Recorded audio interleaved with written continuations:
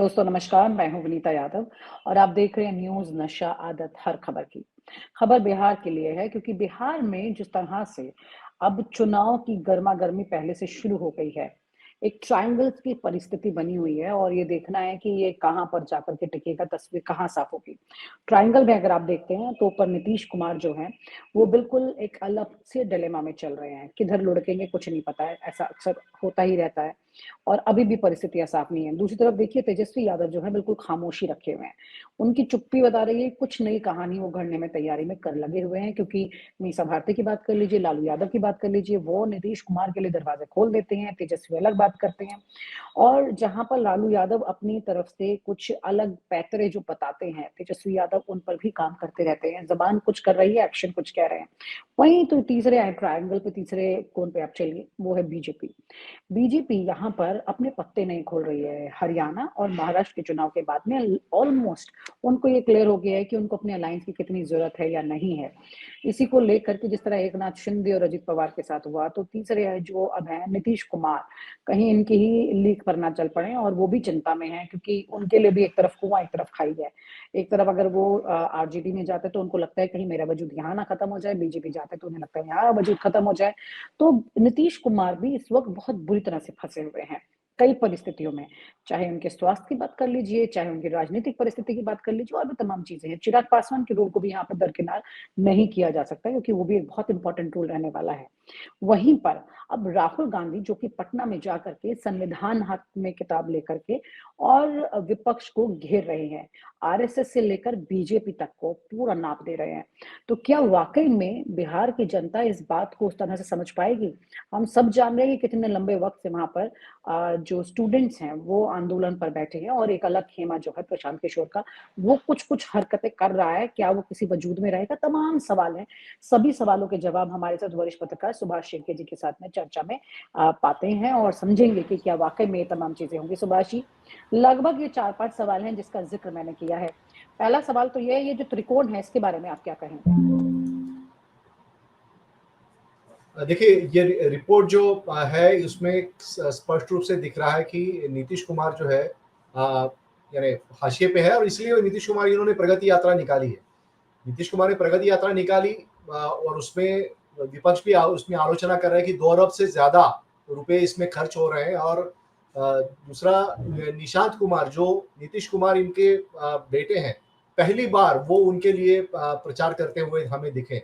तो ये एक इससे साबित होता है कि नीतीश कुमार को जो उन पर आरोप हो रहा है कि वो थक चुके हैं और नए लोग उनकी तरफ से, उनकी पार्टी की तरफ से आगे आने चाहिए। तो ये स्पष्ट रूप से दिख रहा है कि निशांत कुमार जो है वो आगे आ रहे हैं और नीतीश कुमार उनको अपने एक यानी एक वारिस के तौर पे उनको वो आगे कर रहे हैं। तो ये जबकि साफ उन्होंने तेजस्वी यादव को अपना वारिस के बारे में बोला था उत्तराधिकारी बिल्कुल होगा, लेकिन ये राजनीति है, कभी भी वारिस तक बदल देती है। जी। जी। और दूसरा एक तरफ से मीसा कुमारी का जो बयान था उसमें भी आश्चर्य किया जा रहा था, लेकिन तेजस्वी यादव इन्होंने स्पष्ट रूप से कहा कि मीसा यादव इनकी जो भूमिका है वो पारिवारिक दृष्टिकोण से है और मूलतः तेजस्वी यादव मानते हैं कि वो नीतीश कुमार जो है वो इंडिया गठबंधन में नहीं आएंगे। तो ये उन्होंने साफ रूप से कह दिया। तो एक तरफ से राहुल गांधी अटैक कर रहे नीतीश कुमार पे कि वो जो उन्होंने जो जातीय जनगणना की वो गलत थी।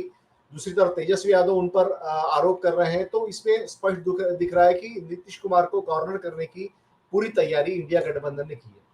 जी।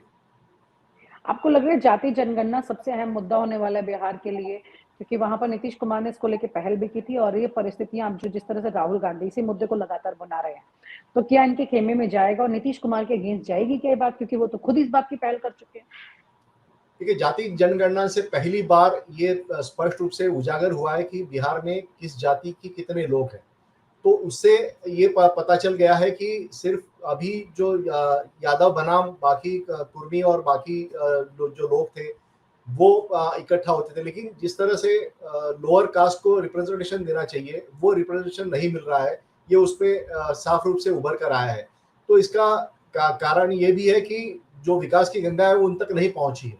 तो इसलिए ये भी जातियां जो है वो सक्रिय होगी। अब देखना ये है कि वो कांग्रेस के पास आती है या फिर बीजेपी उनको अपने पाले में लेती है, ये देखना बहुत जरूरी बात है, क्योंकि बीजेपी हमेशा रिजर्वेशन कास्ट में ही सब कास्ट का रिजर्वेशन की बात कर रही है, और कांग्रेस भी उसके कई कुछ हद तक पक्षधर रही है।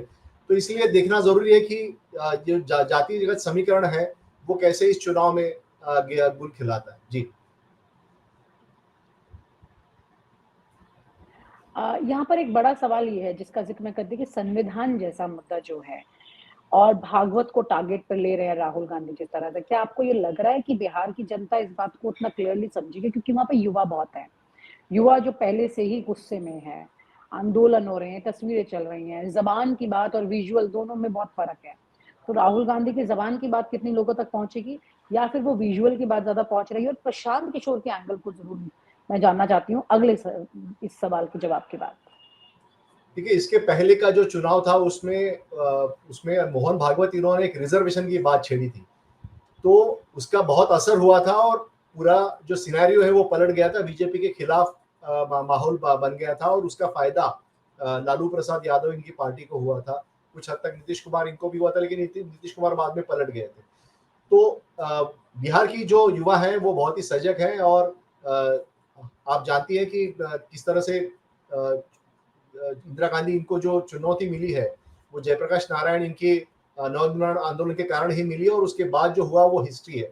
लेकिन बिहार की जनता जो है वो राजनीतिक रूप से बहुत ही सजग है, और उसमें वो अपना जो चीजें हैं अपने फायदे में क्या है वो बहुत जानती है।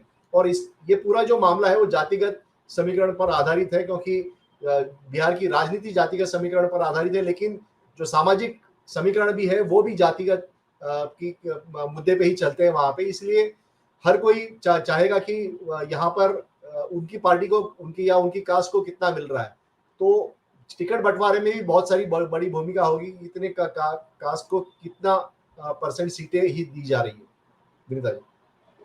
और सुभाष जी, जो बात करें प्रशांत किशोर की जो एंगल है, तो ये कितना आप इसको मान रहे हैं? क्योंकि जाहिर सी बात है वो ना 3 में ना 13 में है अभी, लेकिन 3 और 13 के बीच के भी बहुत सारे नंबर्स हैं। तो वहां पर किसी नंबर पे जाके टिक रहे हैं और किसी का गणित खराब करेंगे क्या? इतने वजूद में है क्या अभी? और अगर नहीं है तो भी 0.1% भी अगर वोटिंग पर वो डिफरेंस डालते हैं, तो ये किसके हाथ की कठपुतली है? देखिए, सीधे रूप में प्रशांत किशोर बीजेपी के हाथ की कठपुतली है, और हाँ, हमने देखा है कि हरियाणा और महाराष्ट्र में छोटे छोटे पार्टियों को बीजेपी ने खड़ा करके वोट कटवाने की राजनीति की, और उससे जो बड़ी पार्टियां हैं अपने विपक्ष में बीजेपी के खिलाफ, जैसे कांग्रेस हो या फिर महाराष्ट्र में एनसीपी हो, इनको इसका खामियाजा भुगतना पड़ा था। यही वोट कटवा बनेंगे मुझे लगता है प्रशांत किशोर बिहार में। लेकिन उसको उनको कितना लोग ये करते हैं, तवज्जो देते हैं, ये देखना होगा, क्योंकि प्रशांत किशोर अपर कास्ट से आते हैं, और अपर कास्ट के वोट उनको मिलेंगे तो उसका खामियाजा बीजेपी को भुगतना पड़ेगा। अगर जो निचली तबके की जातियां हैं, अगर वो उनको उनके पास आती है या नहीं आती है देखना होगा। लेकिन मुझे जहां पे लगता है कि वो कुछ हद तक वोट लेंगे तो उसका फायदा जो है वो बीजेपी को होगा। और हमने देखा है कि बीजेपी जो हमेशा दिल्ली में भी उन्होंने किया है कि ज्यादा से ज्यादा वोटर का रजिस्ट्रेशन करती है, और उसमें एक 10,000 का डिफरेंस होता है किसी भी यानी जो उम्मीदवार जीत के आता है, तो उस 10,000 में अगर कोई और लोग अगर उसमें हिस्सा लेते हैं या फिर वो वोट कटवाते हैं, तो उसका फायदा बड़ी पार्टियों को होता है। और बीजेपी को इसका फायदा हरियाणा में भी हुआ था, महाराष्ट्र में भी हुआ था। शायद वही प्लान बीजेपी का प्रशांत किशोर को लेकर इसमें बिहार में हो सकता है। आपको ये लग रहा है कि जिस तरह से राहुल गांधी अब वहां पर, क्योंकि दिल्ली के चुनाव में अगर बात करें तो यहाँ पे तो अलायंस ने काम किया नहीं है, एक साथ अलग थलग रहा है। बिहार के इलेक्शंस में भी अगर बात करें तो अभी से जाकर के राहुल गांधी जो संविधान के मुद्दे के साथ टेस्टिंग कर रहे हैं, जाति जनगणना की बात कर रहे हैं, तो क्या अगर वहां पर ये अलायंस ने साथ में काम नहीं किया तो आपको लग रहा है कि ये एक बड़ा डैमेज हो सकता है बिहार में भी, क्योंकि अभी दिल्ली में अगर बात करें तो यहाँ पर बीजेपी की सरकार बनना मुश्किल है। लेकिन क्या आपको लगता है कि बिहार में भी ऐसी परिस्थिति आ सकती है जो कि बीजेपी, जिसमें अभी बहुत अच्छे कॉन्फिडेंस में उसे लग रहा है कि वो आ सकती है, लेकिन क्या वहाँ पर मामला बिगड़ सकता है? देखिए, लोकसभा चुनाव में हमने देखा कि कांग्रेस ने तेजस्वी यादव इनको बहुत तवज्जो दिया था और पूरा जो नेतृत्व था वो उसकी कमान तेजस्वी यादव इनके हाथों सौंपी थी। तेजस्वी यादव ने बहुत सारी यात्राएँ की, राहुल गांधी से भी ज़्यादा यात्राएँ की थी और एक वहाँ पे अखिलेश यादव भी गए थे, राहुल गांधी भी गए थे, तो एक इंडिया गठबंधन जो है, उसकी ताकत दिखाने की कोशिश वहाँ पे की, लेकिन परिणाम उसके विपरीत आए और या ये देखना होगा कि लोकसभा में हमेशा जो परिणाम आते हैं, वो विधानसभा में नहीं आते। तो यहाँ पे भी तेजस्वी यादव यही चेहरा रहेंगे इंडिया गठबंधन का, ऐसा मुझे दिख रहा है और इसमें कांग्रेस हालाँकि वोटिंग यानी सीटों के बँटवारे में क्या भूमिका निभाती है, क्योंकि इससे पहले आरोप ये हुआ था कि कांग्रेस ने सीटें कम लेनी चाहिए थी, तो उसका फ़ायदा तेजस्वी यादव इनकी पार्टी को होता। तो उसमें देखना होगा कि कितनी सीटों पर ये तालमेल होता है, उसके ऊपर बहुत कुछ निर्भर है।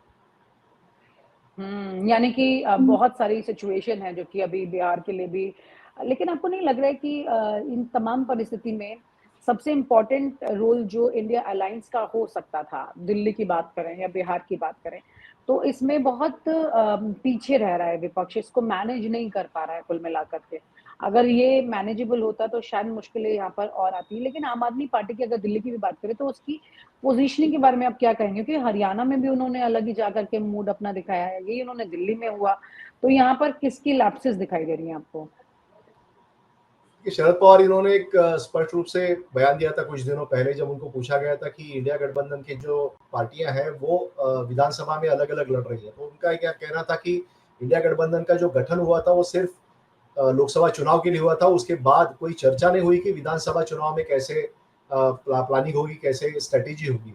तो इसका मतलब ये है कि विधानसभा को लेकर उस वक़्त नहीं बात हुई थी और जो जिसका जहाँ पे अपना बल है या फिर जो उतनी ताकत है, वहाँ पे वो लड़े। ऐसे ही शायद एक खाका रहा रहा होगा।